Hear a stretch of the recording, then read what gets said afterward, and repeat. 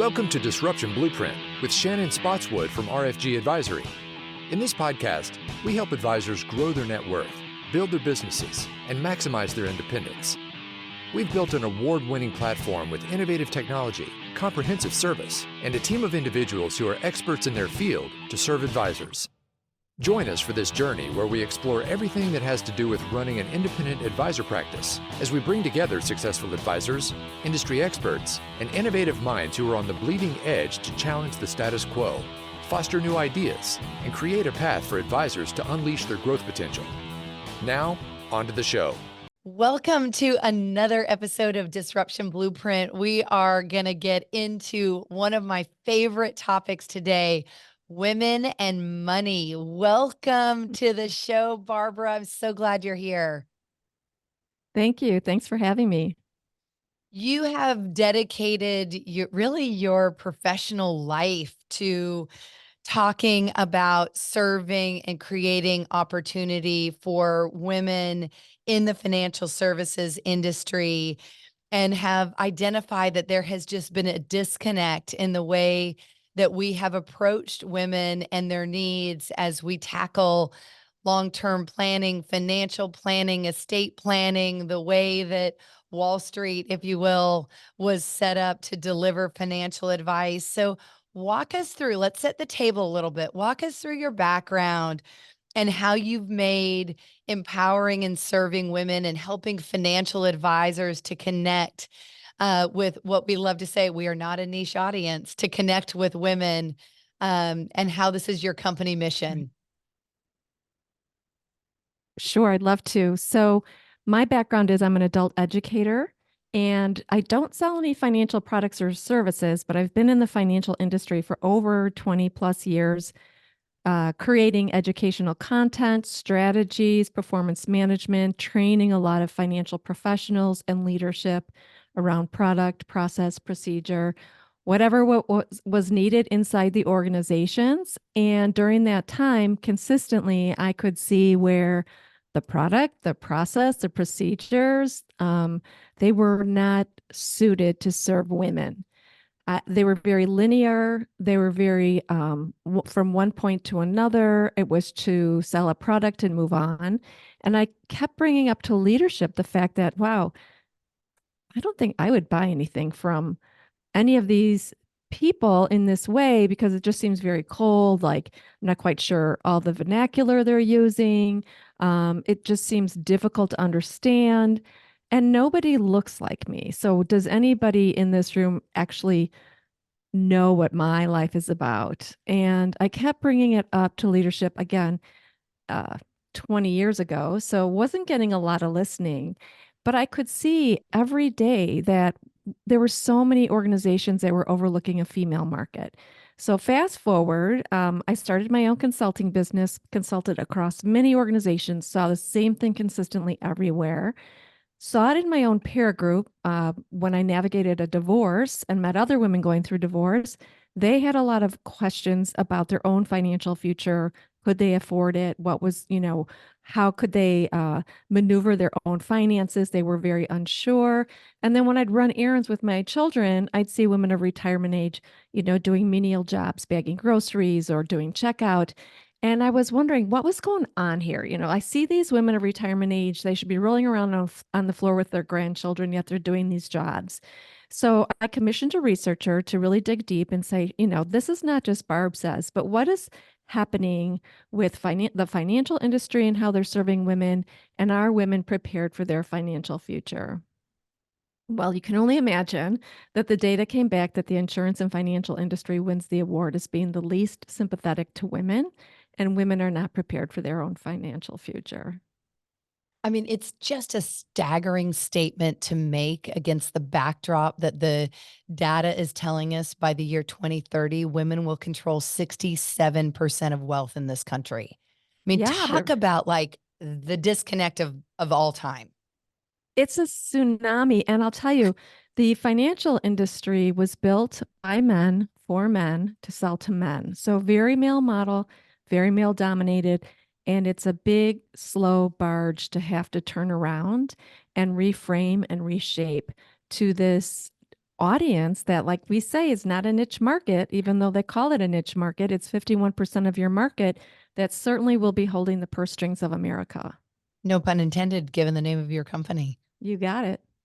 Okay, so you believe, having really studied this and having worked with advisors to tackle the problem proactively, that there's really one solution, and that is to tear down the traditional financial industry model and replace it with something else. What does that look like in practice? How do you coach advisors who agree with you, like, yep, the model's broken, we need to tear it down? Now what?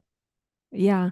So a lot of it is really changing the purview and teaching the financial industry how women make financial decisions, which is quite differently than how men make financial decisions, and what their process is in thinking around money, why they're fearful, many of them, from women, from making having these discussions, because it doesn't just come from the financial institutions, although they are the ones that women will say they don't even look at me. So finally acknowledging that women are in the room would be a start.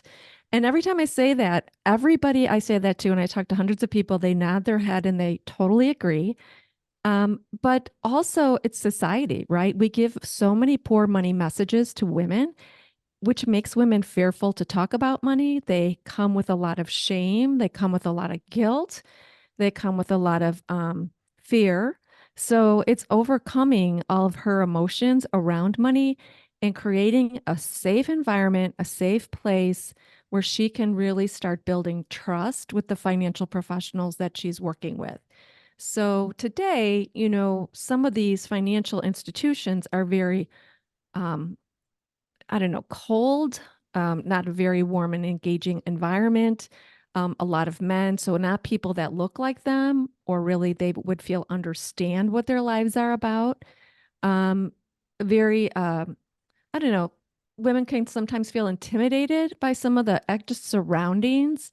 It could be very cold, and really women want to get to know who these people are. I mean, you're asking her to get really financially naked and hand over her life savings, and she's not going to do that in a transaction.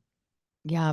So, I mean, given that there is even just the basic blocking and tackling that needs to be put in place, what are some simple steps for advisors, both men and women, that they can employ, like, out of the gate? I'm going to start 2024 with just a very simple promise to be more intentional about how I engage my current female clients, whether they're a standalone client or part of a joint client relationship.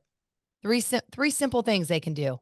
Well, the first one is listening, really enhancing your listening skills. And that seems so, sophomoric in a way. But the thing is this, so often I see financial professionals go into discussions and they will start out with kind of their whole soliloquy, who they are and what they do and all their creds and all their certifications. And women don't really care. If they're in front of you, they've probably already done their research. So the first and foremost, I might say, is always ask open-ended questions. Give pause, and do not try to fill the void with something, with anything. So I would say, how can I help you today? What are your concerns? And then just sit back. I did not have any technology in front of me, no telephones that are ringing, no interruptions, nobody running in and asking me, oh, did you return the call back to Mrs. Jones? Or what do you want for lunch? None of that. Very, safe area where they can have a one-on-one discussion. I would write down everything she says that comes out of her mouth. Tell her, I'm going to make some notes here. And everything she says, I would write down from, I only have 20 minutes because I'm going to Joey's ball game. I'd write that down because it tells you she has 20 minutes and someone named Joey is in her life. That's very important to her. And you want to find out who that is. And really just start listening. And once she's done sharing whatever it is she came for, I might just follow up with, what else? With a nice pregnant pause. Because you might say, she might run into, say, I'm changing jobs, I need life insurance, whatever the immediate need is. But she might just say, well, I'm thinking about I might be getting a divorce, or something might fall out that could be Mhm. very powerful. So it's about really listening, asking open-ended questions, and giving her a very safe space, um, a quiet place, a place without interruptions, and really clearing that air so that she has time to really think through what she needs to share with you and start building trust. And you're capturing everything she says. It's so interesting because it reminds me of, one of the greatest books of all time, how to make friends and influence people. And this idea of it's not about you, Absolutely. because It's that's what you're absolutely, saying. yeah, They're not walking in your office. We talk all the time that advisors have table stakes. It's, we brag about like, you're going to trust us and I'm a fiduciary and we're going to do financial planning is the proxy equivalent of going to the doctor and they're like, and we're going to take your blood pressure. You're like, yeah, I know. I'm sitting here in the doctor. Like I I didn't just know. like randomly fall into your office. I had to book an appointment. And the one thing that I think is universally true about women is that they are not going to be in a financial advisor's office because they randomly Googled you. Right. Someone told them to call you. They have networked this. I mean, the data backs this up Mm-hmm. where women are, what is the stat? 3 times, 5 times. I know it's a huge number more likely to recommend their financial advisor. 27. 27. I wasn't even in the ballpark. Mm-hmm. 27 times. So they're sitting in front of you because they have had someone tell them that you are the right person to talk to. You Mm-hmm. already have built that. You don't need to flex your CV. You just need to make it about them. Absolutely. At every point in turn, like I just said from the workshop I taught, it's about the touch points that you have at every touch point along the way. So even when you look at your website, somebody goes to your website, the first page comes up. What is the first look and feel that somebody has that, oh, this is somebody that's suited to really help me? Is it mountains with mist, which really don't give you any kind of touchy feely? Is it families and, is it a diverse family? Like what is the messaging that you're conveying that tells her, I'm here to serve you? And a lot of websites are even built that way. We do this and we do that. And it should be about you. Mhm. What is it that you need? Because we have, the answers, the solutions for you, but really focusing on who is your customer. In your workshop, how do you, given that the majority of financial advisors are men, and we certainly here with our Stronger Money educational program, where we have more advisors enrolled as Stronger Money ambassadors than women, kind of mirrors the industry with only 14% of financial advisors being women. Mm-hmm. How do you coach that beyond just that first meeting of, what I would call empathetic and action oriented listening? So not just checking the box listening, like empathetically and actively listening.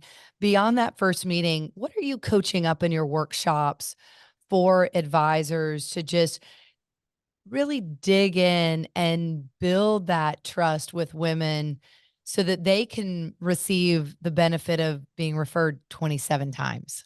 Yes. So remember in my example where she said, I only have 20 minutes because I'm going to Joey's game.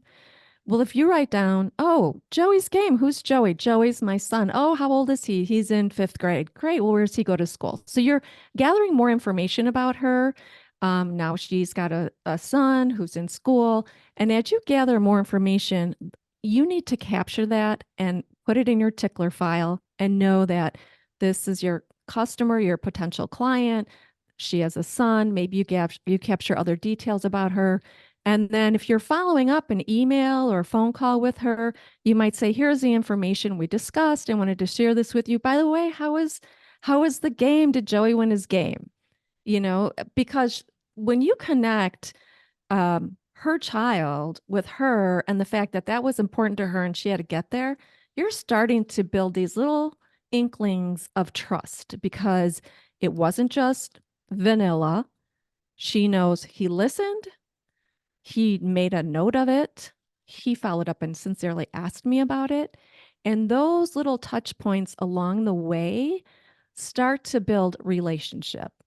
So that's just one very tiny example. It's in the nuances that women pick up what's happening around them. You know as well as I do, when you step into another office, you step into an environment, you know when you're at a five-star spa, right, for the weekend versus you're at a Marriott hotel, right? Yeah. You know the difference the minute you walk in the door. That's the feeling you want to convey to your female consumer when they walk in the door. We go over things like, women are busy. How do you make it easy for them? Be the Amazon, take the rub out, be a step ahead of them. Make sure that you're there for them, helping them along the way before they even have to ask you the question. Pulling on that thread a little bit, because, the women are busy, said differently, is like women are shouldering a tremendous amount of the caregiving responsibility for their children, for their parents. I would go so far as for their community and their churches and their schools. Like, it's not just the immediate caregiving in your family. It is a much broader responsibility. So given that the caregiving is having the responsibilities of caregiving is having a pretty significant impact on women's overall mental health. It's having an impact on their ability to really cope with and tackle the financial side of their equation. Like, just even making time for it and prioritizing it feels hard. So how can advisors think about financial planning, acknowledging the true extent of the responsibility that caregiving is placed on women's shoulders? Mm-hmm. Well, yes. And, with 10 or 11,000 people turning 65 every day in America for the next 7 years, our population is aging and the responsibility of caregiving is falling typically on the oldest daughter in the family or the Here daughter. I am. Yep. I know. And it's funny when I say that, a lot of women raise their hands and say, yeah, that's me, because it's happening all around us. And, it's a mental cognitive load that they're taking on that people don't even know because it's so in their head. I have to stop by the grocery store to make sure dad has dinner. I have to pick up some meds. I can't forget that I have to take him to the doctor on Saturday. It's all of these additional routine duties that we are consistently responsible for. So it's this whole mental new kind of routine that you're responsible for, not to mention everything else that you're doing. And it impacts them financially. It's a financial concern because many times women are leaving their workplace early, which they could get dinged for, or they're going part-time because they know they have to leave at a certain time to get home so that mom and dad have, whatever, the dinner made or something like that. And then they're leaving behind very valuable benefits often if they have to leave. Contributions to Social Security. The stats are they will pay out of pocket on average $5,500 a year just from the errands they're running and the things they're picking up. And all of this is costing them not only financially, physically, because they don't want to go to their own doctor's appointments. They spend half their time going to doctor's appointments for somebody else, right? Physically, if they're helping maneuver some older adults who can't maneuver themselves, but also they're responsible for children as well. So caregiving, again, another tsunami that's coming our way. And we always say, you need to just open the dialogue with your client. Are you in a caregiving position? Are you caring for someone? And she may not even realize she is. She may say, no, my parents live independently, but I do their grocery shopping, Right. or I do this and that. Well, that's caregiving. Right? It's caregiving. So we always say, what's your list of resources you can have provided to her? How can you help her maybe understand the parents' Social Security benefits or insurance that they have, that she makes sure she's leveraging it well enough, things like that, so that she's not going with not using benefits that are available to her, resources available to her to make her life easier. So if you can get beyond that, a step ahead of her and say, hey, I have this list of 10 different resource areas right in our town. You might find it handy and useful. Here's a few that I'm most familiar with. Getting a step ahead of her. You're the first person that I've actually talked to. And, as you were saying that, it was like the bells were going off in my head about what a great competitive advantage for an advisor. Even if the parents aren't, maybe they're not in a financial position to be clients, but this whole notion of what resources can you bring to the table of navigating supplemental health insurance, navigating Social Security on behalf of the daughter or the son, instead of making it their responsibility. I haven't ever heard anyone talk about that. How are advisors incorporating that into their planning, or is it just an overlooked opportunity? I don't think they are. I speak to, caring for the caregiving client. And we even have a list of top 10 resources that we give a financial advisor, ways that they can go ahead and be in advance of their own clients. Have these at the ready, so that you have these resources at your fingertips and you're a step ahead of your client. Or even for those women that will soon be widowed. I mean, think of the number of widows that are coming our way with the aging population and the average age of a widow being 59. Suddenly your client's a widow. And if you have not been developing a relationship with her, 80 to 90% of those widows will take their money and walk.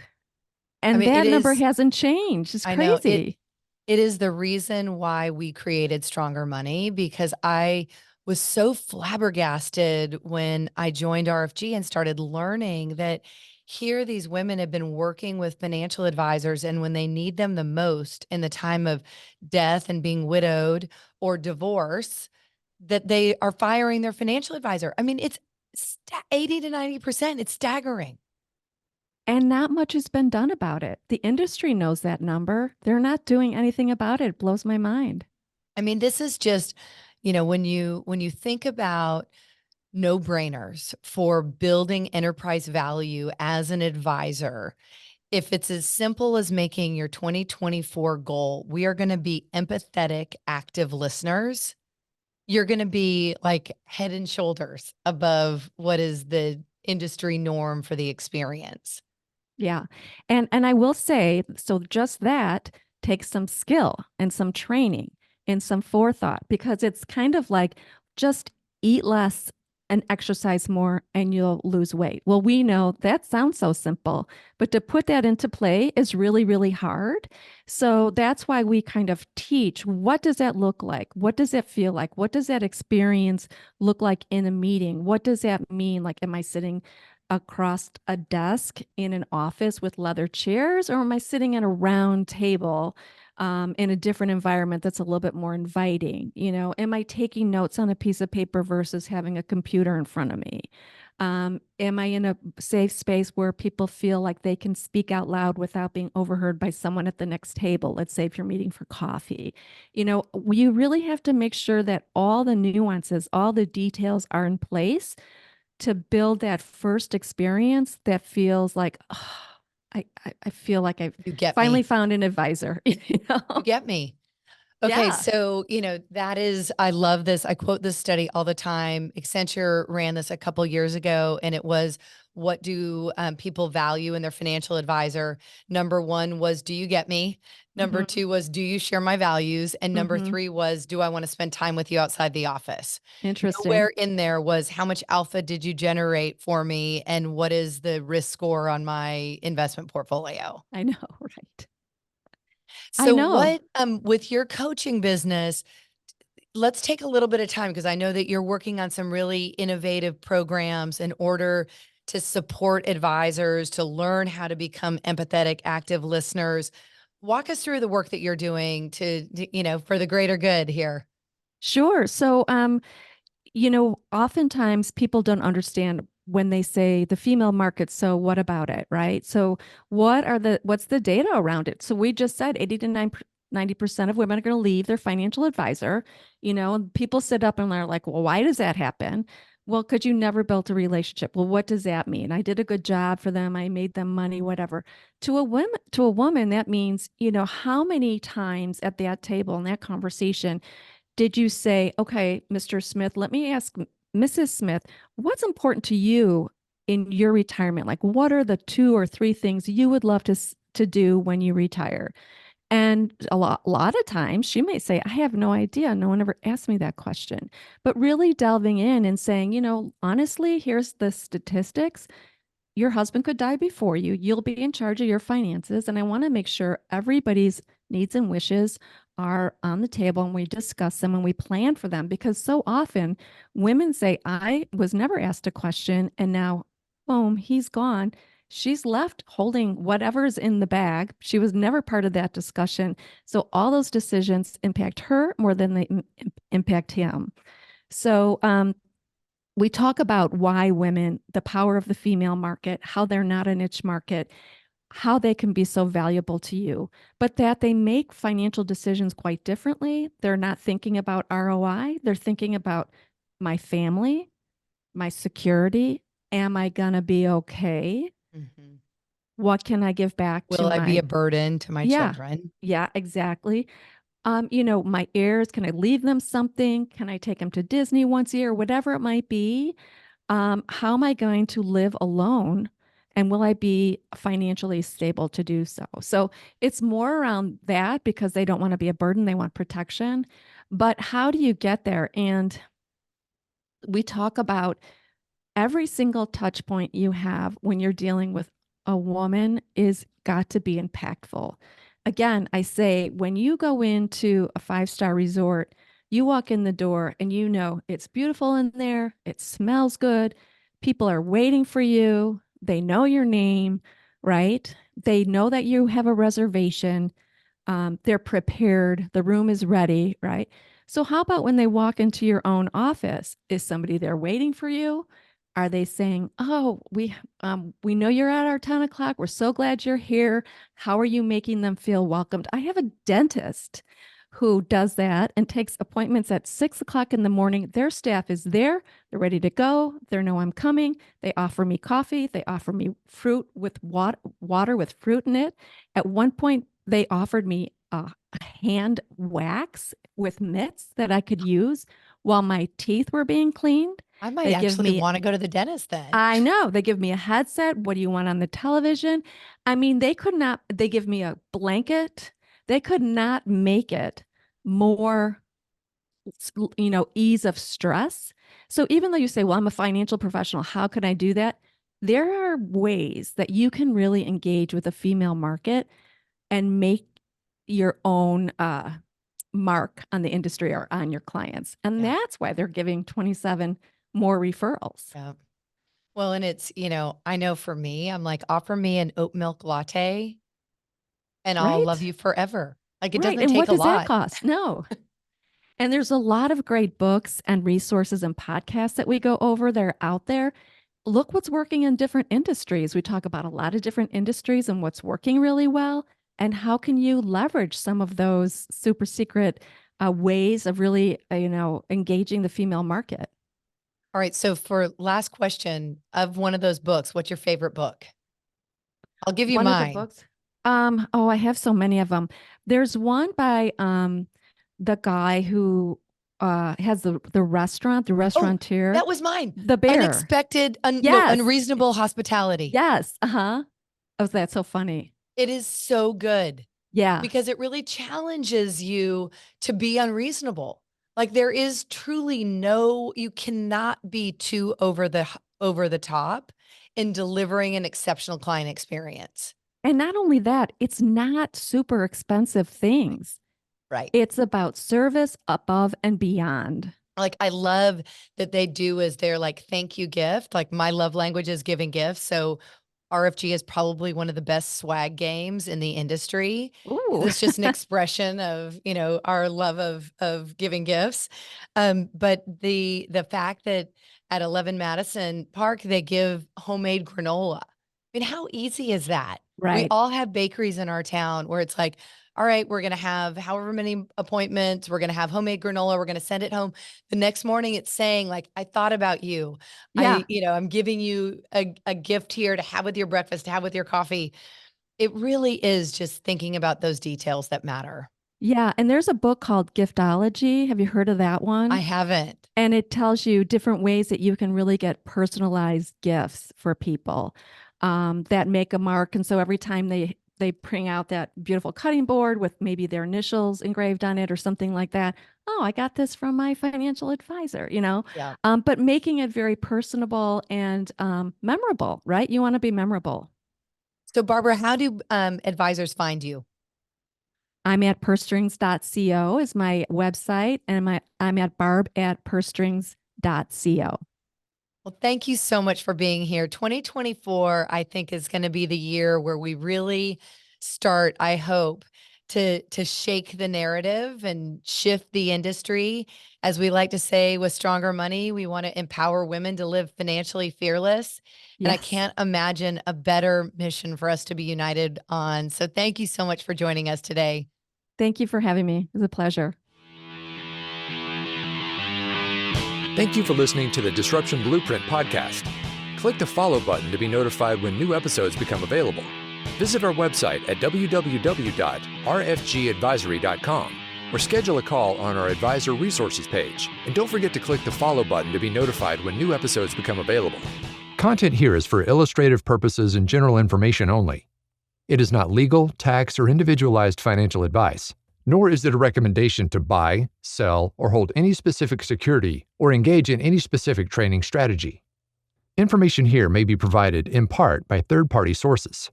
These sources are generally deemed to be reliable. However, neither our guest nor RFG Advisory guarantee the accuracy of third-party sources. The views expressed here are those of our guest. They do not necessarily represent those of RFG Advisory, its employees, or its clients. This commentary should not be regarded as a description of advisory services provided by RFG Advisory or performance returns of any client. The views reflected in the commentary are subject to change at any time without notice. Securities offered by registered representatives of Private Client Services, member FINRA SIPC. Advisory services offered by investment advisory representatives of RFG Advisory, a registered investment advisor. Private Client Services and RFG Advisory are unaffiliated entities. Advisory services are only offered to clients or prospective clients where RFG Advisory and its representatives are properly licensed or exempt from licensure. No advisory services may be rendered by RFG Advisory unless a client agreement is in place. RFG Advisory is an SEC-registered investment advisor. SEC registration does not constitute an endorsement of RFG by the Commission, nor does it indicate that RFG or any associated investment advisory representative has attained a particular level of skill or ability.